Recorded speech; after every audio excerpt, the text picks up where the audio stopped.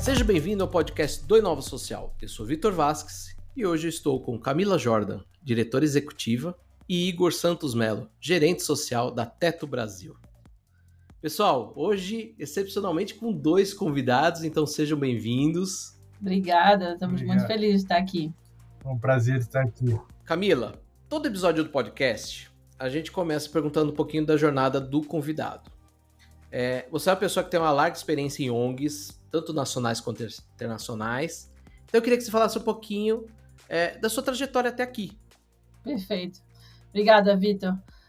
Bom, meu nome é Camila, tenho 33 anos.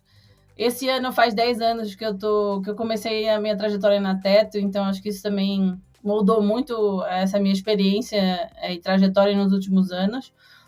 Mas eu digo que eu sou imigrante porque, enfim, a minha família, todo mundo mora num lugar diferente de onde nasceu, e até no lugar onde eu nasci eu sou considerada imigrante. Então, a questão do lugar, da onde do pertencimento é algo que me marca muito, né, em toda a minha trajetória de vida.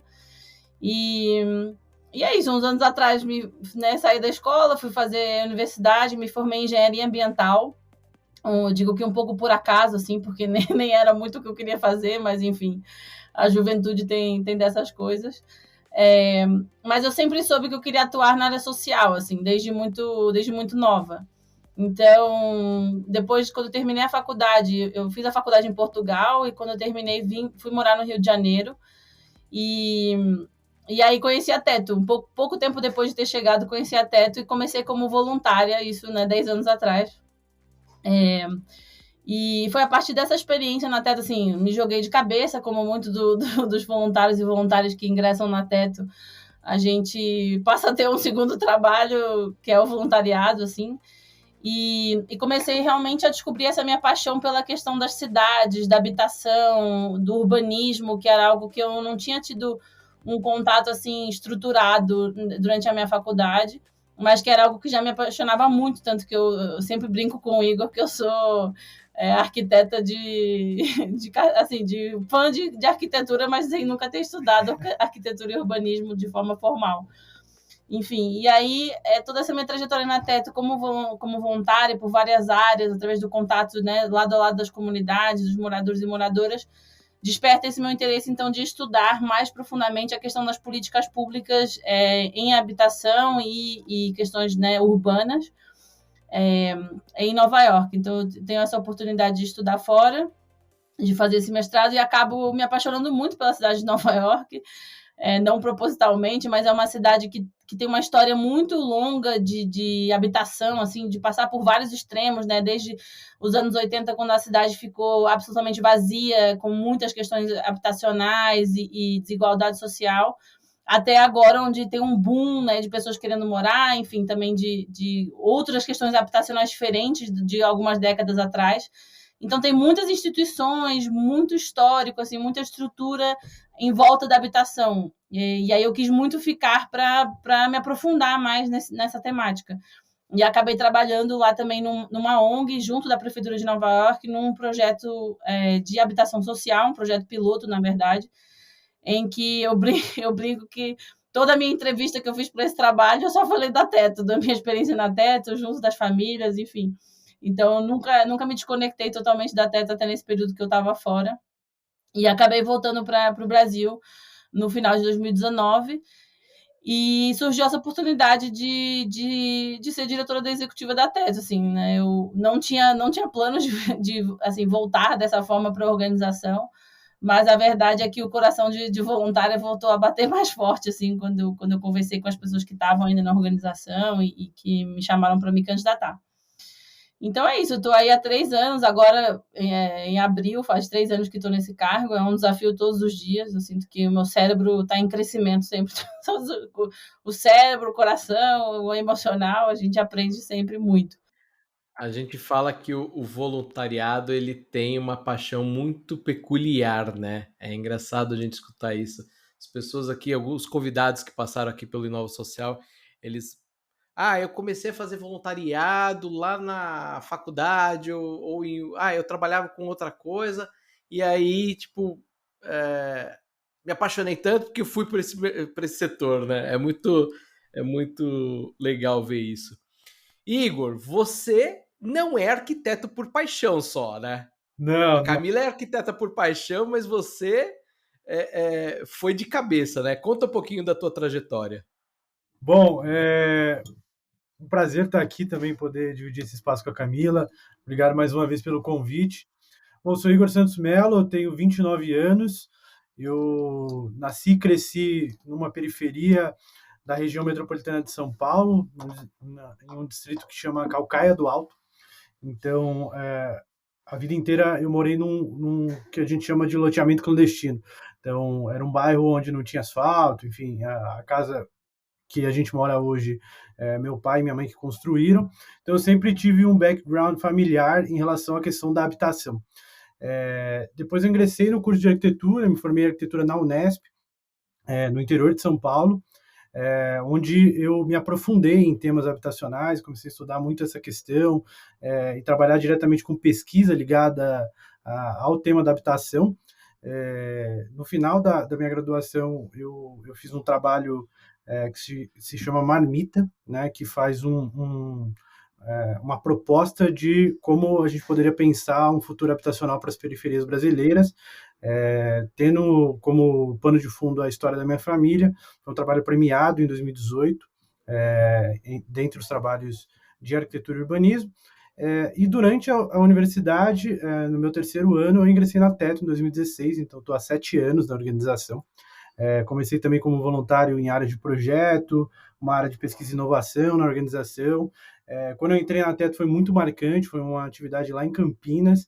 Então, assim, nas primeiras horas, nos primeiros minutos que eu estava ali participando com a organização na comunidade, eu me vi fazendo algo onde eu poderia materializar de uma maneira efetiva tudo que eu vim estudando, tudo que eu tinha de questionamentos em relação à realidade dos meus pais à época. Então, até me formou muito como cidadão e como profissional.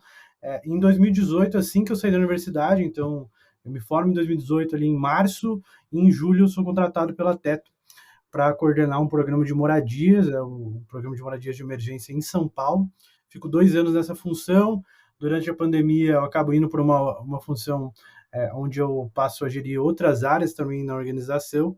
E em 2021, eu venho para essa função nacional, aí trabalhando com os assentamentos a nível Brasil. Também faço mestrado hoje em Habitat, na Universidade de São Paulo, e também sou pesquisador visitante na Universidade de Hamburgo, na Alemanha, também trabalhando muito os temas de habitação, os impactos, os efeitos da Covid-19 nas periferias brasileiras, enfim. Então, eu costumo dizer que eu tenho enfim, a arquitetura acabou, enfim, significando tudo que eu já vivia, tudo que eu já tinha passado de história com meus pais, e a Teto também é o lugar onde eu me sinto em casa, assim, para fazer um trabalho que está muito relacionado com o que eu já penso, né? Então, trabalhar o tempo inteiro com as mãos e com a cabeça sobre o tema de habitação. Legal ver essa sua trajetória desde Cotia até aqui, e enfim, é muito interessante ver isso e ver como que você sentiu na pele hoje uma coisa que você gera o impacto diretamente, né? Eu tinha uma pergunta para a gente falar um pouquinho sobre o cenário, como que mudou esse cenário do morar, mas antes disso, eu acho que vale a gente contar um pouquinho para quem está nos ouvindo o que é a Teto.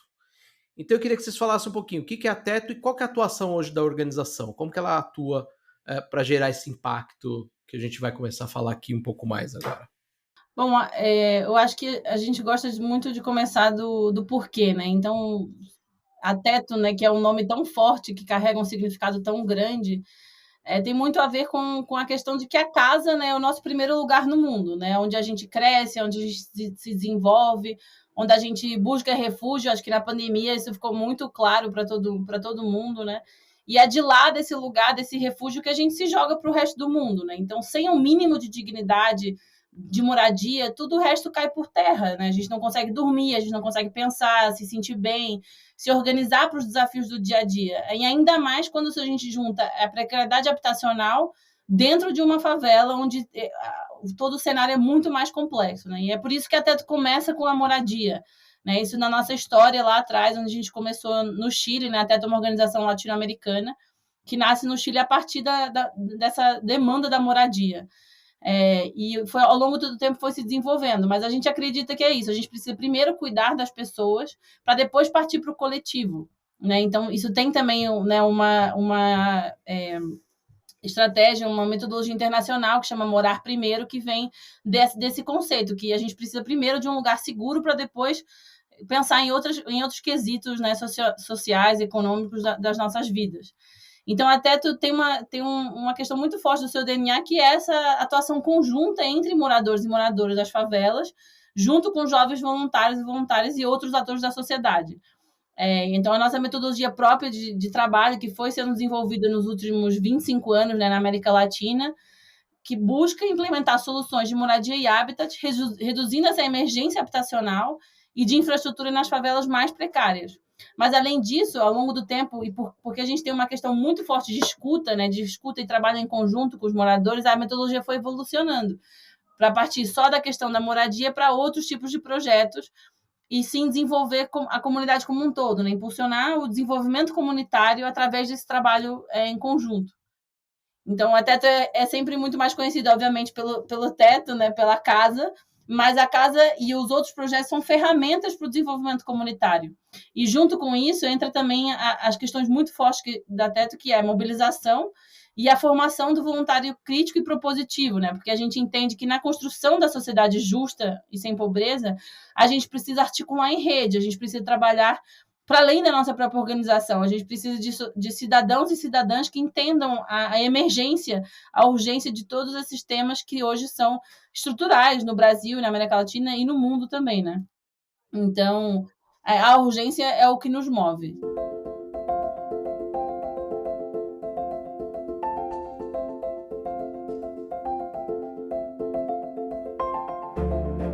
Isso que você falou das pessoas não terem um teto, né, sem nenhum trocadilho aqui, é uma coisa que pra gente que tem, a gente às vezes acaba esquecendo um pouco. A gente gravou aqui no Inova Social um tempo atrás um projeto super legal sobre um absorvente para pessoas em situação de rua, né? E uma das grandes discussões é que elas não tinham lugar para guardar, né? Como não tinha uma moradia. Então, assim, a gente está indo muito além, a gente esquece que quando a gente não tem essa moradia, independente do tamanho, independente de como que é essa moradia, o quanto ela impacta na vida. Então, acho que foi super legal isso que você falou. E a gente passou por um momento de pandemia, que foi um momento único na nossa geração, que além de ser uma crise de saúde imensa, ela foi também uma crise social. A gente acaba, às vezes, nas discussões, né, não falando muito sobre isso. A gente sempre pega muito da parte de saúde, claro, porque a pandemia está diretamente ligada a isso, mas teve um impacto social imenso, né? O que deixou explícito, né, de desafios desse cenário pós-pandemia, esse cenário do morar, né? O que a gente teve de mudança nesses últimos anos que vocês podem dizer pra gente, que vocês sentiram na pele? O Igor tá aqui há 7 anos, né, Igor, que você falou, né? A Camila tá há 3, mas enfim, já tem também um passado. Como que vocês viram que mudou esses últimos anos de pandemia? Acho que a pandemia, ela escancara no primeiro momento, assim, porque quando chega a notícia da pandemia aqui na América Latina, as primeiras coisas que são, digamos, boas práticas para você se proteger do vírus eram isolamento social e, cuidados com a higiene, né? Usando água, usando álcool em gel, etc. São exatamente as duas coisas que quem mora numa favela não tem. Não tem uma casa que tenha a infraestrutura necessária para você ficar nela durante o dia e se proteger minimamente, porque hoje a gente tem um número muito grande, são mais de 3 milhões de moradias rústicas ou precárias, que a gente chama, ou seja, que são moradias inadequadas para se morar. Fora que você tem, hoje, nas favelas que a Teto atua, por exemplo, 70% a 80% sem um abastecimento legalizado, né, irregular de água. Ou seja, as pessoas não têm casa para se isolar e para se proteger do vírus, não tem água, não tem saneamento para poder também, enfim, fortalecer medidas protetivas. Ou seja, então você tem de cara, no primeiro momento, um escancaramento da desigualdade, e isso evidentemente ia causar danos muito sensíveis.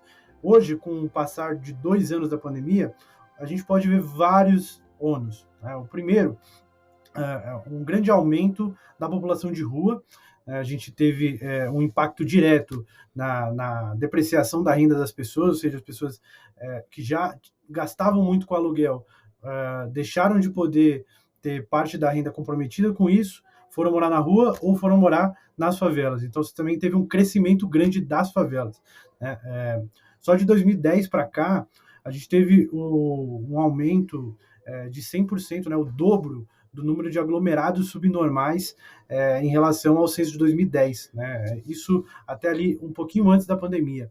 Com esse pós-pandemia, esse número evidentemente deve ter crescido. Né? O número de pessoas morando em aglomerados subnormais também cresceu mais do que o dobro. Ou seja, você vê como a pandemia ela vai não só escancarar, mas acentuar os problemas. Né? Então as pessoas vão ter menos condições de ter uma casa, vão ter menos condições de ter um emprego, e isso vai gerar um problema, evidentemente, muito grande. Né? Então, você teve, se você compara dados hoje de mortes em relação a regiões específicas da cidade, você vai ver um recorte de raça, você vai ver um recorte de classe, né? E um recorte de região onde você mora, por exemplo. Então, isso é muito cruel, né? A gente, na pesquisa que eu estou participando lá na Alemanha, por exemplo, um dos resultados que a gente fez uma pesquisa com um grupo de pessoas de classe média que moravam na região central de São Paulo e nas suas redondezas, e com um grupo de moradores de comunidades que moravam na periferia. Né?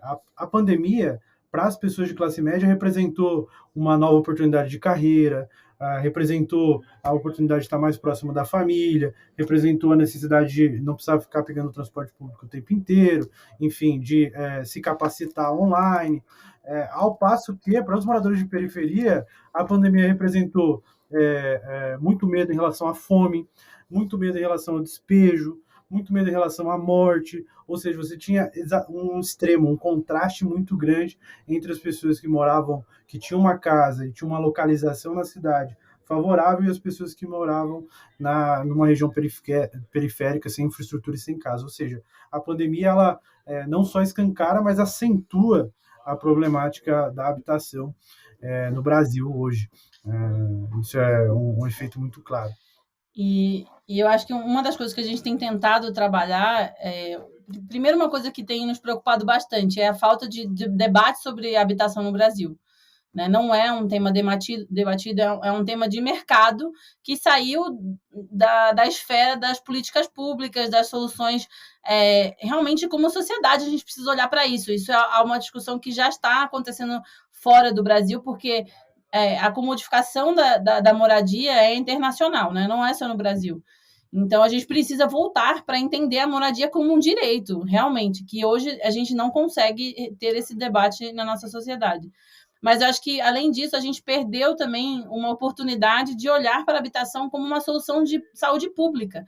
Né? Hoje, por exemplo, a gente vê países que investem em habitação através de recursos de saúde. Porque a gente sabe que hoje a nossa saúde ela é muito mais influenciada pelos fatores que não são chamados fatores sociais, são fatores que não são médicos.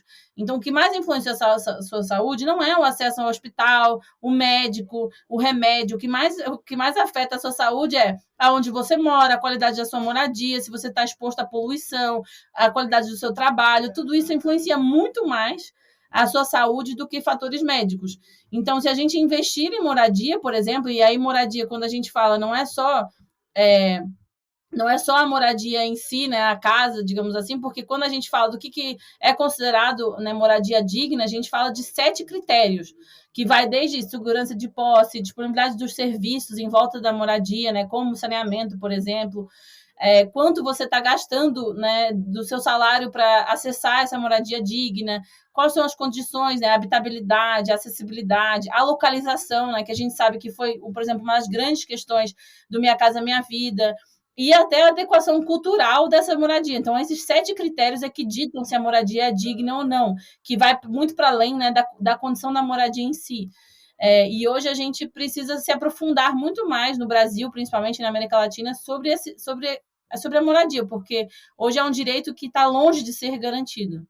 Eu quero pegar esse gancho, Camila, que você falou e tudo que o Igor também complementou aqui.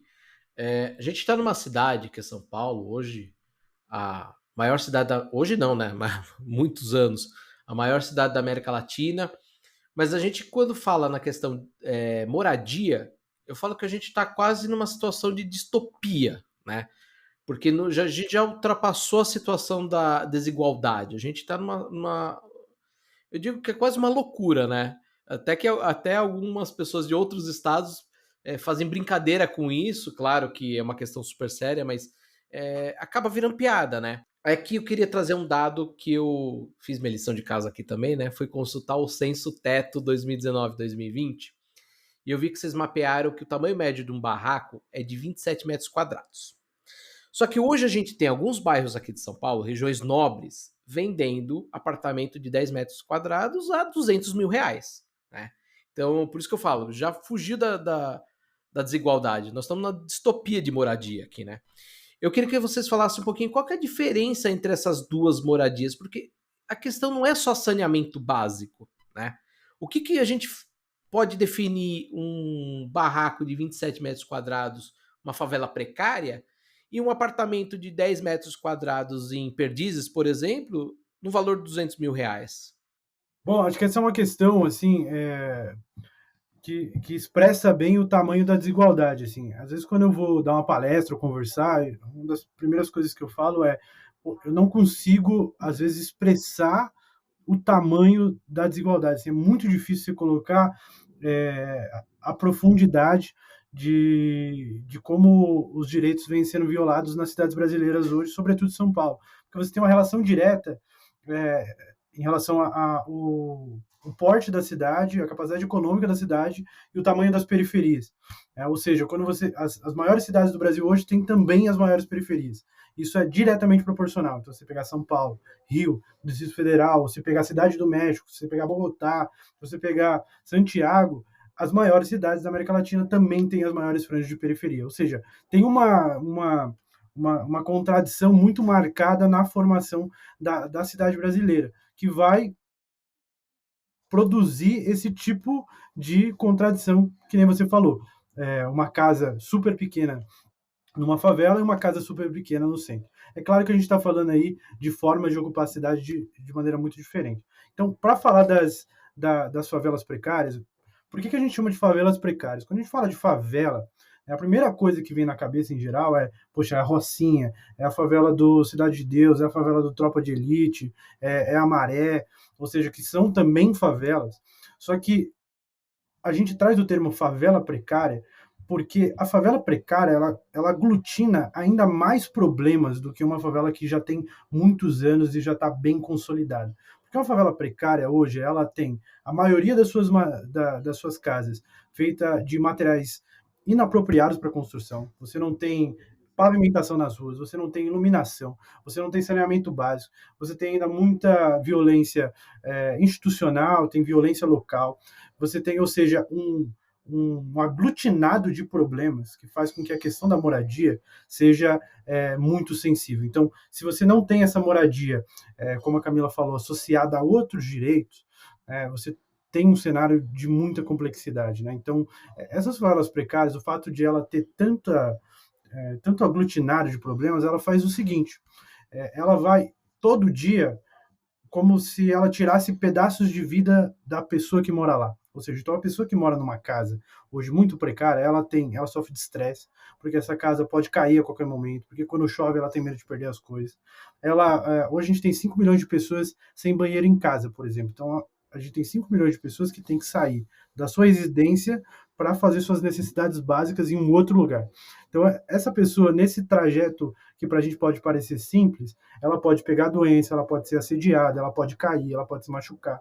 Você imagina uma senhora que mora num fundo de vale, que ela precisa subir uma escadinha de madeira, chovendo, para pegar o ônibus todo dia. Quantas vezes essa pessoa não pode ter mais risco de cair, de sofrer um traumatismo craniano, de seu joelho ter menos condições ao longo da vida de estar nas suas melhores enfim, condições de locomoção. Ou seja, viver numa favela precária hoje vai tirando pedaços de vida, todo dia. E o que acontece? Se a gente pegar hoje um mapa de expectativa de vida em São Paulo, entre Brasilândia e Moema, você tem 30 anos de diferença de expectativa de vida.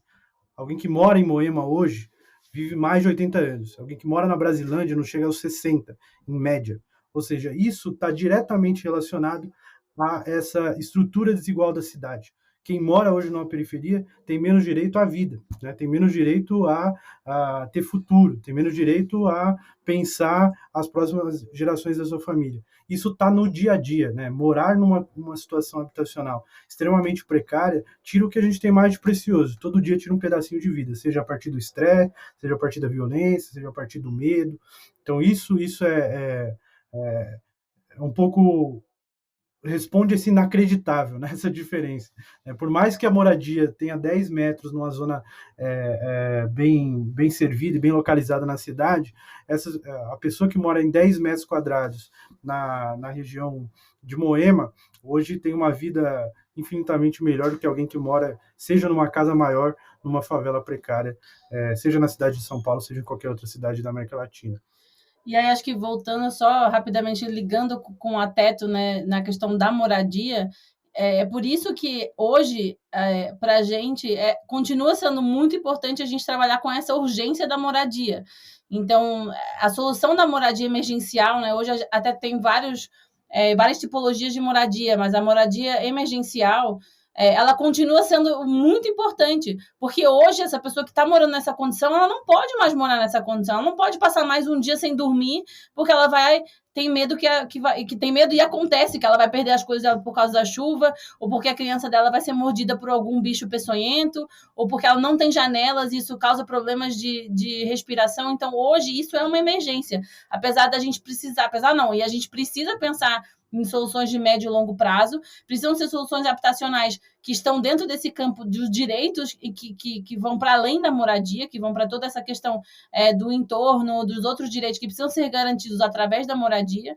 E a gente precisa também desmistificar que a solução é única. A solução habitacional no Brasil e no mundo passa por um conjunto, né, de soluções que precisam ser ampliadas, porque se a gente também ficar por exemplo, nesse mito que não existe só no Brasil, existe em outros países também, que é da casa própria, que todo mundo só vai ser feliz se tiver casa própria, a gente não vai sair nunca, porque não vai ter moradia, casa própria para todo mundo e nem faz sentido para muitas pessoas, por exemplo.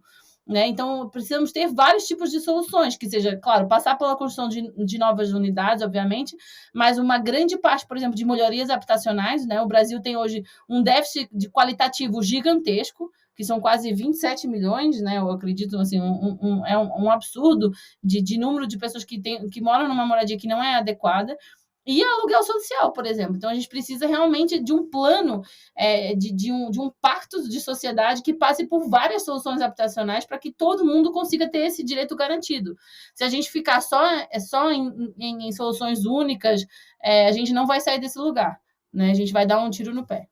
E você tem que priorizar esses casos super vulneráveis, né? Eu costumo chamar de hipervulneráveis. São famílias que estão em tal grau de vulnerabilidade que, assim, qualquer coisa que acontecer naquele território desestabiliza gerações dessa família. Então, uma chuva forte que seja, isso pode acarretar, enfim, em diferentes problemas. Eu gosto de trazer exemplos, porque às vezes a gente explica e não consegue sintetizar o tamanho do problema. Então, rapidinho, 2 histórias. Uma vez eu conheci uma senhora, a gente estava fazendo um programa de moradias em uma comunidade na região norte de São Paulo, e ela me parou e pediu será que sobram umas madeiras aqui para me ajudar? Falei, se sobrar, né? Porque ela não tinha sido uma das pessoas contempladas, né? Com a moradia. Eu falei, mas conta um pouquinho aí como que tá a sua situação, etc. Falou, então, é que minha casa tá quase caindo, assim, então ela fica fazendo uns barulhos e eu já não consigo dormir mais. Aí o que que eu faço? Eu deixo a porta meio aberta, eu organizo os meus documentos, deixo do lado da cama, eu abraço o meu filho e eu fico abraçada nele enquanto ele dorme, eu não consigo dormir e eu deixo a porta um pouquinho aberta, porque se a casa for cair, eu tenho tempo de pegar os documentos, pegar ele e sair. Então esse é um dos exemplos do tamanho desse problema, né? Então eu conheci uma criança uma vez também em uma outra comunidade que o pesadelo que ela vinha tendo recentemente era com um rato branco que vivia na casa dela. Então ela não conseguia também na primeira infância já ter, digamos, paz para dormir, porque ela sentia muito medo desse roedor que ficava na casa dela, porque ela morava do lado de um córrego na região também, na região norte de São Paulo. Ou seja, a gente precisa pensar soluções habitacionais para esse público, para essas pessoas. Então a gente não pode ficar falando de habitação como só, que nem a Camila disse, como só uma resposta super cara, super custosa, que demora 2, 3, 4 anos para ser implementado, sendo que a gente tem família que precisa morar agora. Essas pessoas não podem ficar mais nada, né, nessa condição. E aí também fazendo esse link com a saúde, como a habitação faz total diferença, esse programa de moradia de emergência da Teto, no final de 2018, a gente começou uma parceria com a Fundação Getúlio Vargas, onde a gente fez uma avaliação de impacto. E o que essa avaliação de impacto diagnosticou, né, como os ganhos que uma moradia como a da Teto proporciona para esse tipo de realidade que eu expliquei, né, para esse tipo de vulnerabilidade habitacional. Dentre os principais achados estão, né, a moradia ela tem um impacto significativo na diminuição dos índices de estresse, dos índices de solidão, ou seja, as pessoas ficam menos estressadas porque elas têm uma casa melhor, elas têm uma casa que não vai cair com a chuva, é uma casa que vai proteger os seus bens, é uma casa que vai proteger suas famílias. Os índices de solidão, né, porque toda a metodologia da Teto envolve um processo social de acompanhamento, de envolvimento da comunidade, ou seja, a família vai sendo mais incluída, né, conhecendo seus vizinhos, conhecendo os moradores do seu território, então elas se sentem menos sozinhas. Você teve uma diminuição no uso de medicamentos para depressão e ansiedade, por exemplo. Todas as famílias ficaram menos dependentes do uso de medicação. Aí você teve aumentos nos índices de solidariedade, nos índices de confiança que essas famílias passaram a ter nas próprias lideranças comunitárias e na própria comunidade. Porque, enfim, isso demonstra como uma moradia... A moradia de emergência é uma moradia simples, é uma resposta rápida, a gente constrói em 2 dias, justamente para tirar a família que está dormindo hoje na lama, né? A família que hoje dorme literalmente num chão de lama sobre um tapete, por exemplo, ou com uma lona. Então, a moradia para dar uma resposta muito ágil. Uma moradia só com esses elementos, né, bem entre aspas, pode ter um impacto tão grande. Então, imagina uma moradia com toda a sua dignidade garantida, uma moradia que tem água, que tem luz, que tem internet, que é abastecida com saneamento, enfim, que tem uma pavimentação na frente dessa moradia, ou seja, que a família, por mais que tenha uma casa boa, se ela sair e pisar na lama, ainda não está legal. Então, você precisa de todo um ecossistema transformado para que o direito à habitação seja amplamente garantido. Eu acho que essa pesquisa que a gente teve a oportunidade de fazer com a Fundação Getúlio Vargas demonstra um pouco da urgência da questão habitacional.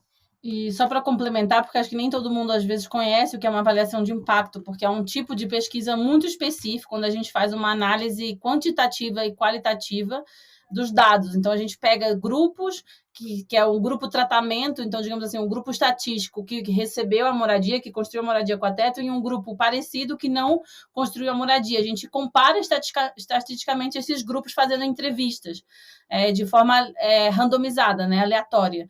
E é isso que comprova efetivamente também a efetividade do programa social.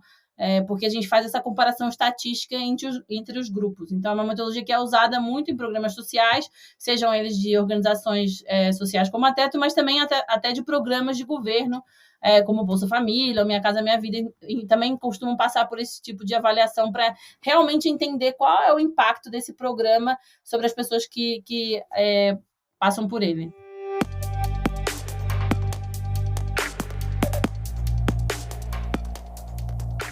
Super legal. Pegando um pouquinho desse gancho que que você falou, Camila, e isso que o Igor falou a respeito também da pesquisa, do estresse, da solidão, eu queria falar um pouquinho num cenário um pouco mais macro e até mesmo um pouquinho de futuro. O cientista franco-colombiano Carlos Moreno, ele tem um conceito que eu gosto bastante, que é a cidade de 15 minutos. A gente já escreveu aqui no Inova Social a respeito desse conceito, que fala onde tudo que a gente precisa estar até 15 minutos de distância a pé da nossa casa. Mas a gente também precisa acessar 6 coisas fundamentais, que é morar com dignidade, trabalhar em boas condições, ter acesso à saúde, à educação, à diversão, que é muito importante também, e a produtos que a gente precisa. Na perspectiva da Teto, o morar com dignidade, ele também passa por esse pensamento de cenário macro da cidade. O que eu quero dizer?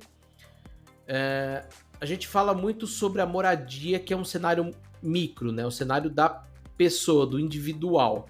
Mas a gente tem muito que mudar na cidade, até para a gente poder ter tudo isso que o Igor falou, da urgência da moradia também, da questão de você poder dar acesso às pessoas a esses serviços, por exemplo.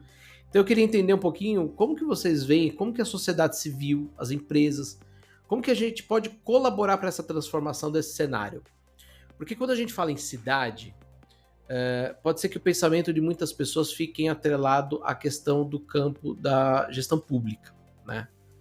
E a gente vê, por exemplo, a Teto, que realmente faz uma transformação na vida de muita gente. E aí eu achei super legal, Camila, que você falou no finzinho da última resposta a respeito do que é uma mensuração de impacto, né? E a gente sabe que quando a gente cai no campo da mensuração de impacto, a gente tem tanto a que se mensurar que é tema até de uma conversa à parte, né? Mas hoje vocês conseguem mensurar isso, conseguem identificar esse impacto. Então eu queria entender, na visão de vocês, como que todos nós podemos trabalhar para colaborar nessa transformação desse cenário, para poder não ter que ficar só correndo atrás da moradia de urgência. Foi o que vocês falaram, não é ter moradia para todo mundo, a casa própria para todo mundo, mas ter uma moradia para todo mundo, né? Bom, Vitor, acho que uma frase que resume bem é: você não resolve o problema da moradia só construindo casa. Por quê? Porque o problema da moradia, ele tem muitas outras variáveis, né? Então, não tem resposta fácil e não tem resposta unilateral para um problema tão complexo. A gente precisa, de fato, dar a mão entre todos os setores da sociedade. Então, é claro que o fato de ser um direito faz com que as políticas públicas tenham um papel fundamental na questão da habitação, essencial, e de liderar isso, na minha opinião. Mas o terceiro setor, a iniciativa privada, a sociedade civil, organizada ou não, também tem seu papel. Se eu pudesse, digamos, toda vez que eu vou discutir esse tema, eu vejo muito as pessoas focadas na solução de construir muitas casas para resolver o problema da habitação, e vou explicar porque eu não acho que é assim que resolve, porque hoje a gente já tem muita coisa construída, as favelas já estão construídas, essa cidade já existe. Às vezes a gente fica numa utopia do tipo, poxa, vamos desmontar tudo daí e construir de novo. Não é essa a lógica. Por quê? As pessoas já têm uma afinidade com aqueles territórios. E, por exemplo, se você pegar uma favela, tem um autor que eu gosto muito, eu não vou me recordar o nome dele, mas ele tem um conceito que é o seguinte, né? A favela, hoje, ela pode ter tudo o que você falou. Se a favela tivesse infraestrutura, se a favela tivesse um hospital lá dentro, se a favela tivesse uma escola lá dentro, se tivesse uma área de lazer lá dentro, se o emprego fosse perto, eu consigo fazer em 15 minutos andando, sem precisar do carro, consigo fazer de bike. Se todo mundo tivesse, então, saneamento, uma casa digna para morar e a infraestrutura dentro de uma favela da forma que ela existe hoje, ou seja, se essa favela fosse regularizada e urbanizada, a gente teria um modelo de cidade a ser seguido, sabe? Se você garantisse esses direitos básicos dentro de uma favela, que é um setor que hoje a gente olha um setor da cidade, a gente só vai falar, é uma cidade informal, é uma cidade que não presta, é uma cidade que é violenta, não sei o quê, não sei o quê, sendo que as favelas hoje têm um grande potencial e tem hoje conhecimentos produzidos dentro da favela em termos de produzir casa e de produzir cidade que podem ser janelas de pensar esse futuro, né? Talvez o pensar o futuro da cidade, talvez não, com certeza passe por estudar e entender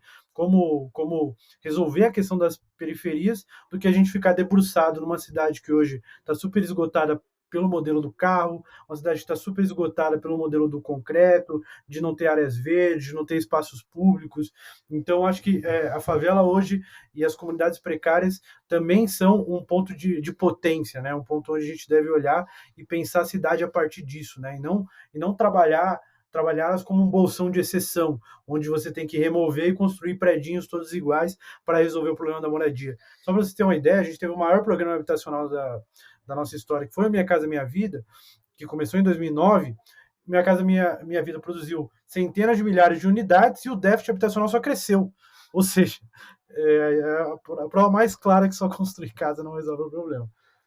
Eu queria acrescentar, assim, pensando nessa solução dos 15 minutos, né, dessa metodologia, a favela hoje é isso, já tem essa lógica. Quando a gente fala dos 15 minutos, a gente está falando de cidades mistas, cidades que tem frentes ativas, que tem comércio, moradia junto. Então, hoje isso na favela já é o caso, né? Você já tem uma pessoa morando, embaixo ela tem a vendinha dela, do lado ela tem uma outra vendinha. Só que está faltando a questão de todos esses outros direitos que não são garantidos. Né? E é inacreditável que quando a gente fala sobre isso, a gente precisa realmente reconhecer que nos últimos anos as maiores cidades que foram construídas são as favelas, que as próprias pessoas tiveram que construir com as próprias mãos, com os próprios recursos, tudo. Desde a sua casa até a rua, até a escada, a água que chega, tudo foi autoconstruído. Isso é inacreditável. Que a gente não reconheça isso como um potencial e como uma sabedoria, hoje é um desperdício para a nossa sociedade. Né? Então, a gente precisa realmente sanar essa dívida histórica, porque as pessoas vão morar nas favelas porque elas não conseguem acessar o mercado, porque a moradia hoje é só através do mercado. E se você não, numa sociedade hiper desigual como a brasileira e a latino-americana, e no resto do mundo, né? Então, no mundo inteiro, durante a pandemia, a desigualdade só cresceu, o número de milionários aumentou e o número de pessoas em situação de pobreza também. Então, esse modelo está esgotado e a gente hoje já tem as ferramentas para chegar nos lugares certos, mas a gente precisa desmistificar e realmente acabar com esses tabus e parar, enfim, e preconceitos que a gente tem para que a gente realmente consiga pensar através do território. Na Teto a gente fala muito que a gente precisa pensar onde os nossos pés estão. E na Teto a gente tem os pés na favela, e por isso que a gente consegue enxergar não só a potencialidade, mas todas as capacidades que já estão instaladas nesses territórios. É quase irônico que hoje tem muita gente que fala assim, não é favela, é comunidade, né? Só que quando a gente olha dessa perspectiva que a gente está discutindo aqui, a gente entende que a favela é muito mais comunidade no conceito de comunidade do que o alto padrão que se fecha dentro do muro e vive o próprio mundinho deles, né? É muito interessante ver isso. Quer acrescentar algo, Igor? Que eu vi que você ficou... Não, eu acho que só para acrescentar o que a Camila trouxe, né? E o que você trouxe também de comunidade. O que é comunidade? De onde vem a palavra comunidade? Né? Você vem de comum, né? Você vem de comunhão, você vem de uma noção de cidade que vai completamente contra isso que você falou, né? Dessa individualização, desse auto-enclave, né? Dessa auto-isolamento. Então, quando você vai para um condomínio, você tem um condomínio no meio da cidade. Esse condomínio, ele só é bom para quem mora lá dentro.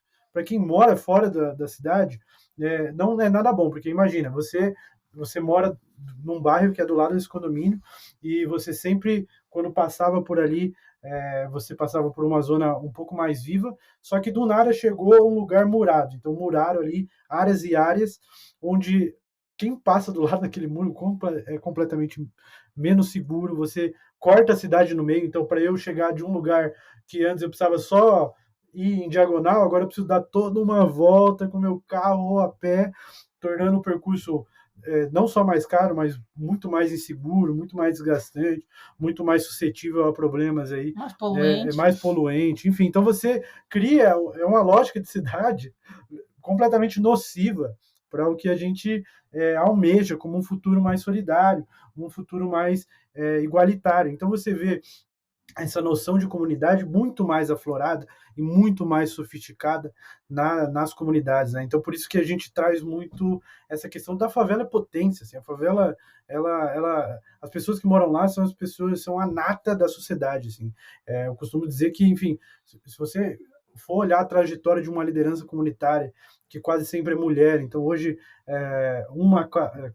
3 a cada 4 lideranças que trabalham com a Teto a nível latino-americano são mulheres. Então, é uma pessoa que é mãe, é uma pessoa que muitas vezes tem que cuidar da casa, tem que cuidar dos filhos, tem que cuidar da comunidade, é uma pessoa que, enfim, carrega um território ali com, às vezes, 20 mil famílias nas costas e faz um trabalho incrível. Então, olha o nível de cidadania que tem uma pessoa como essa, o nível de complexidade, de conhecimento, de habilidade que tem figuras tais como uma liderança comunitária de uma favela hoje no Brasil. A gente não reconhece isso.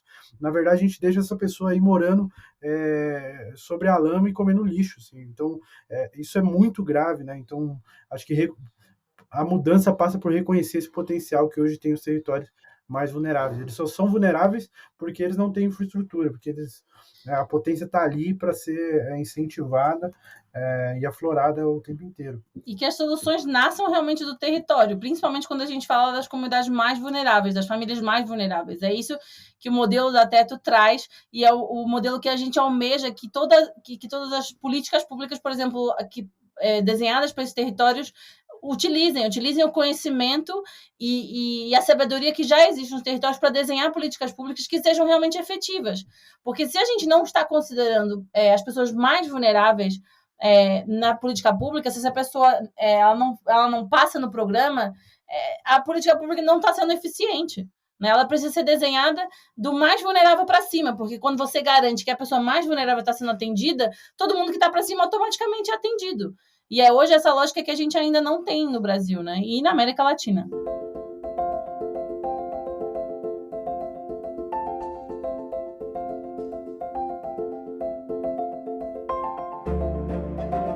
Igor, Camila, o bate-papo tá incrível. Se deixasse a gente ficava umas 2 horas, 3 horas falando aqui. Eu tive que cortar algumas perguntas porque quando o Igor, por exemplo, começou a dar os exemplos, eu falei assim, não, continua que eu quero ouvir isso.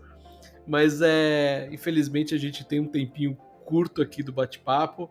Eu queria, pra gente encerrar, queria que vocês deixassem uma mensagem para quem atua no campo do impacto social hoje no Brasil. E aqui é uma mensagem, eu deixo aberto aqui mesmo para vocês falarem o que vocês quiserem. Eu acho que antes de iniciar a nossa gravação, eu já contei aqui que tiveram convidados que deixaram uma frase, tiveram convidados que deixaram aqui uma longa discussão. Então, eu sei que a gente tem muita coisa a trabalhar no campo da moradia, acho que tem muitos desafios, tem que pensar, né, a cidade como um todo, e não adianta a gente querer só ficar apagando o incêndio, literalmente, que é o caso que acontece em muitas comunidades, né? A gente acaba tendo discussões ali em relação a construtoras que querem aquele espaço, então a gente literalmente muitas vezes apaga o incêndio na vida dessas pessoas, né? Mas daria aqui um programa de 3, 4 horas, a gente ia longe aqui discutindo. Então eu queria que vocês deixassem essa mensagem para quem está nos ouvindo aqui, principalmente quem atua no campo de impacto ou que deseja atuar nesse campo. Queria que cada um deixasse a sua mensagem. Bom, deixa eu começar aqui. Eu vou ser breve, mas vou ser de um lado pragmático e de um lado chamar as pessoas para contribuírem para esse tema, né? Em termos de o que eu acho que deve ser foco para esse novo ciclo político, esse novo ciclo de sociabilidade que a gente vai estar tendo agora, como prioridades para a questão da habitação, para mim tem que ser fortalecimento de programas habitacionais, ou seja, de políticas públicas para habitação que não podem tratar a habitação de uma maneira única. Ou seja, fortalecer programas habitacionais é também construir novas unidades, mas também urbanizar, mas também fortalecer programas de melhoria habitacional, por exemplo, aluguel social, como a Camila trouxe. Isso são formas de tratar o problema da habitação. Saneamento e serviços básicos de água, luz, internet. Então, todo mundo... Hoje a gente tem metade da população brasileira sem saneamento adequado, por exemplo. Isso é inaceitável. E regularização fundiária. Hoje tem muita gente que não tem nem a posse da sua terra. Meus pais ainda hoje, no loteamento clandestino onde eu nasci e cresci, não tem um título de propriedade, né? Então, a gente mora lá há 30 anos. Então, isso deve ser prioridade a nível de política pública, a nível de ações coletivas. E eu gostaria de deixar uma pergunta, uma reflexão que eu venho fazendo recentemente, que é, ou seja, você consegue imaginar um Brasil onde todo mundo tenha casa? Será que seria esse Brasil? Todo mundo tem um lugar para morar, onde todo mundo não precisa se preocupar com a próxima chuva, onde todo mundo não precisa se preocupar que sua casa pode cair a qualquer momento. Então, será que se a gente, de forma conjunta, conseguir imaginar esse sonho, onde a gente não pode chegar? Com certeza a gente vai chegar numa sociedade mais feliz, menos estressada, menos depressiva, menos ansiosa, mais solidária, mais confiante, que é, por exemplo, o que a gente diagnosticou na avaliação de impacto com a Fundação Getúlio Vargas. Então, eu deixo essa pergunta para todo mundo, assim, vamos imaginar um futuro onde todo mundo tenha casa. Eu tenho certeza que é possível. Obrigada. Até é difícil, né? Depois do Igor, mas eu já estou acostumada a tentar superar, ou igualar pelo menos. Mas eu acho que uma das coisas assim, que eu mais me orgulho de trabalhar na Teto, e eu acho que isso serve para qualquer pessoa na sua vida, independentemente de ela trabalhar com impacto ou não, acho que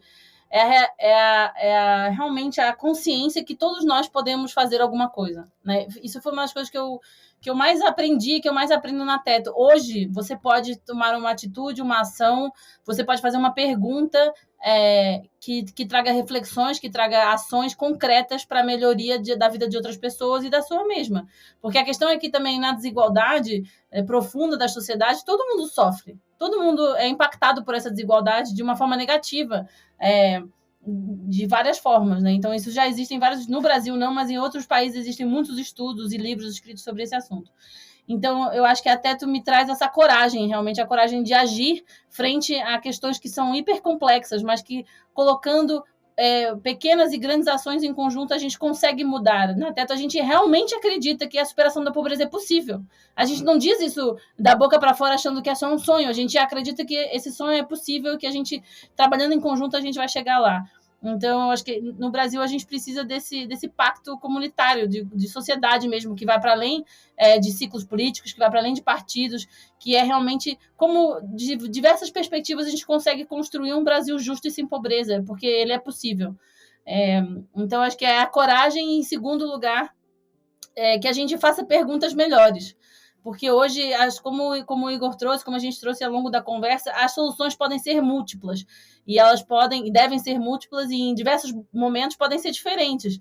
Mas a gente precisa ter perguntas boas para solucionar os problemas e desafios que a gente tem como sociedade. Se as nossas perguntas na saída já são ruins, a gente não vai conseguir solucionar da melhor forma. Então, que a gente se aprofunde, que a gente tenha coragem de ir além do básico, do óbvio, e das nossas próprias opiniões, né? Que a gente consiga olhar os dados, que a gente consiga escutar as histórias, escutar outras experiências para poder realmente contribuir para essa construção de um país que todo mundo tenha a sua casa para morar. Camila, Igor, só tenho a agradecer, acho que o bate-papo foi super legal, e lembrando o ouvinte que tudo que a gente conversou aqui, os links estão lá no Inova Social. Então, para quem está nos ouvindo nas plataformas de podcast, Spotify, Apple Podcasts, Amazon Music, enfim, onde vocês preferirem, a gente está lá disponível. Não esqueça que no inovasocial.com.br estão lá todos os links do que a gente discutiu aqui hoje. Novamente, quero agradecer então a presença da Camila, do Igor, bate-papo super legal. E o ouvinte, a gente se vê no próximo episódio. Até lá, tchau!